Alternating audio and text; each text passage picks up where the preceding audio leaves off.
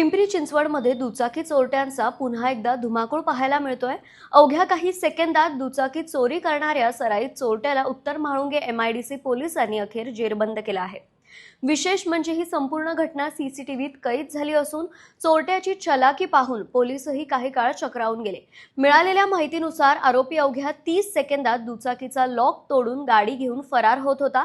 इतक्या वेगाने आणि सफाईदार पद्धतीने चोरी केली जात होती की अनेकांना गाडी चोरीला गेल्याचंही उशिरा लक्षात येत होतं।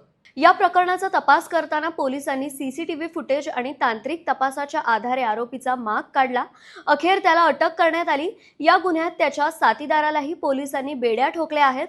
पोलिसांनी आरोपींकडून तब्बल 5.5 लाख रुपये किमतीच्या 13 दुचाकी जप्त केल्या आहेत।